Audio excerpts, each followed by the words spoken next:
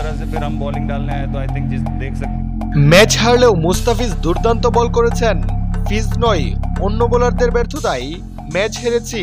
গুরুত্বপূর্ণ ম্যাচ হেরে ফিজকে নিয়ে যা বলল দিল্লির অধিনায়ক অক্ষর প্যাটেল। দর্শক, মহাগুরুত্বপূর্ণ ম্যাচ প্লে অফে খেলতে হলে গুজরাতের বিপক্ষে জয় প্রয়োজন। এমন গুরুত্বপূর্ণ ম্যাচে এদিন কাটার মাস্টার মুস্তাফিজুর রহমানকে একাদশে নিয়েই মাঠে নামে দিল্লি ক্যাপিটালস। এদিন আগে ব্যাট করে দিল্লি তুলেছিল 199 রান, অর্থাৎ জিততে হলে গুজরাতকে করতে হতো 200 রান। এরপর সেই রান করতে নেমে গুজরাতের দুই ওপেনারই খেলা শেষ করে ফেলে। এদিন কাটার মাস্টার মুস্তাফিজুর রহমান একটা উইকেটও পাননি। 3 ওভার হাত ঘুরিয়ে 24 রান খরচ করলেও উইকেটের দেখা পাননি মুস্তাফিজুর রহমান। দর্শক, এদিকে ম্যাচ হেরে পরবর্তী সংবাদ সম্মেলনে কথা বলেছেন দলটির অধিনায়ক অক্ষর প্যাটেল। তিনি বলেন, আমাদের বোলিং ব্যর্থতায় ম্যাচ হেরেছি।